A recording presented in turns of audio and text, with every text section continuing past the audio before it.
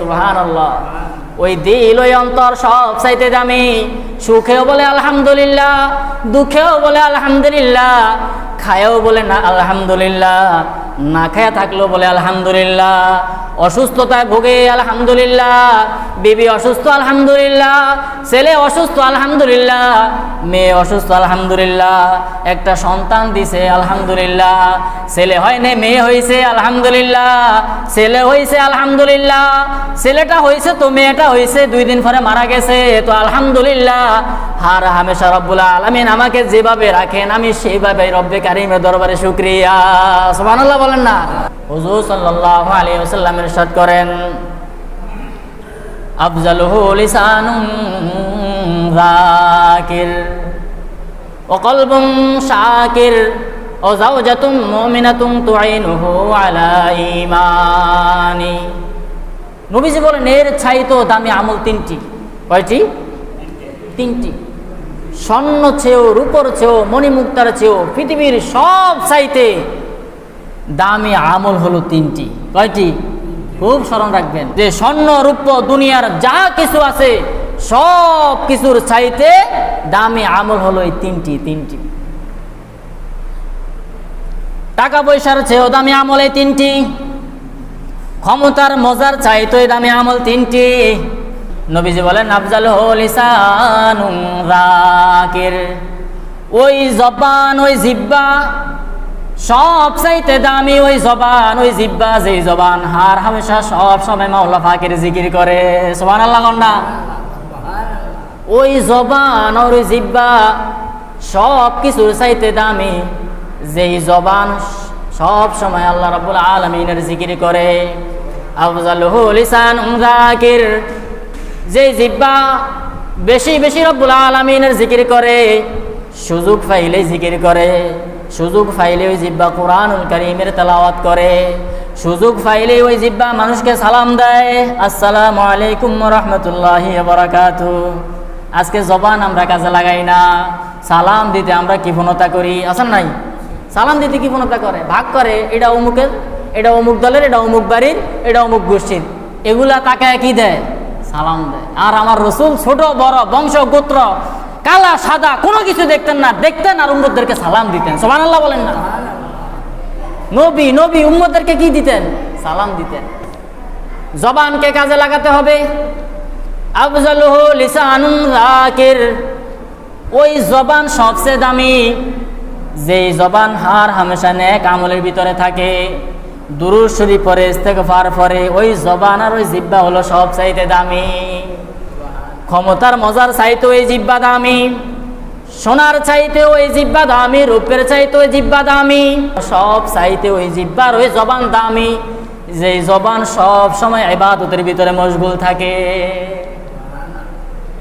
জিহ্বা বড় দামি জিনিস। নামাজ পড়তে জিহ্বা লাগে, জবান লাগে, লাগে না? লাগে না? আল্লাহু আকবার, সুবহানাকাল্লাহুম্মা বিহামদিকা ওয়া তাবারাকা ইসমুকা ওয়া তাআলা জাদ্দুকা ওয়া লা ইলাহা গায়রুক, আউযু বিল্লাহি মিনাশ শাইতানির রাজীম, বিসমিল্লাহির রহমানির রহিম। সূরা ফাতিহা, অন্য কোন সূরা, আল্লাহু আকবার, সুবহানা রাব্বিয়াল আযীম, সুবহানা রাব্বিয়াল আযীম, সুবহানা রাব্বিয়াল আযীম, সামি আল্লাহু লিমান হামিদা, রব্বানা ওয়া লাকাল হামদ, আল্লাহু আকবার, সুবহানা রাব্বিয়াল আলা, সুবহানা রাব্বিয়াল আলা, সুবহানা রাব্বিয়াল আলা। নামাজ পড়তে জিহ্বা লাগে কি লাগে না? নামাজ পড়তে জিহ্বা লাগে, জবান লাগে। কত দামি জিনিস। জবান যার ঠিক আছে তার ঈমান আমল ঠিক আছে, জবান যার ঠিক আছে তার চরিত্র ঠিক আছে, জবান যার ঠিক আছে তার মানুষত্ব ঠিক আছে। জবান ঠিক নাই, ঈমান আমল ঠিক নাই, জবান ঠিক নাই, চরিত্র ঠিক নাই, জবান ঠিক নাই, মানুষত্ব ঠিক নাই। কথা বলেন ঠিক কি না? জবান খুব দামি জিনিস। নবীজি বলেন সবচেয়ে দামি জিনিস জবান। আফজালুহু লিসানুন যাকির ওয়া কলবুন শাকির। ওই দিল, ওই অন্তর সব চাইতে দামি যে অন্তর, যেই দিল সব সময় মাওলা পাকের প্রতি কৃতজ্ঞ থাকে।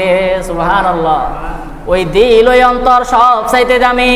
সুখেও বলে আলহামদুলিল্লাহ, দুঃখেও বলে আলহামদুলিল্লাহ, খায়ও বলে না আলহামদুলিল্লাহ, না খায়া থাকলো বলে আলহামদুলিল্লাহ, অসুস্থতায় ভোগে আলহামদুলিল্লাহ, বিবি অসুস্থ আলহামদুলিল্লাহ, ছেলে অসুস্থ আলহামদুলিল্লাহ, মেয়ে অসুস্থ আলহামদুলিল্লাহ, একটা সন্তান দিছে আলহামদুলিল্লাহ, ছেলে হয় না মেয়ে হয়েছে আলহামদুলিল্লাহ, ছেলে হয়েছে আলহামদুলিল্লাহ, ছেলেটা হয়েছে তো মেয়েটা হয়েছে 2 দিন পরে মারা গেছে তো আলহামদুলিল্লাহ।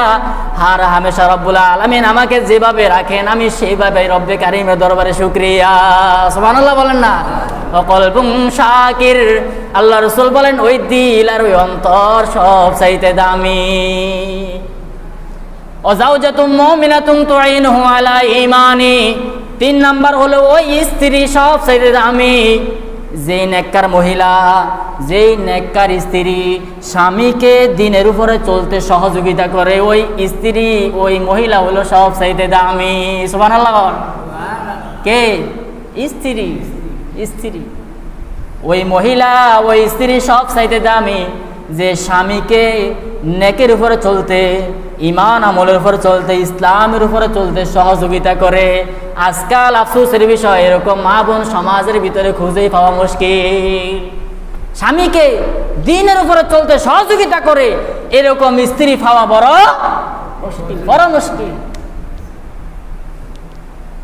এরকম স্ত্রী কয়জন খুঁজে পাবেন? স্বামী হারাম টাকা, হারাম উপার্জন, স্ত্রী বলে ও স্বামী হারাম উপার্জন করো না, হারাম আমি খাবো না, আমার সন্তানদেরকে আমি হারাম খাইতে দিব না, প্রয়োজনে উপবাস থাকবো তবু হারাম খাবো না।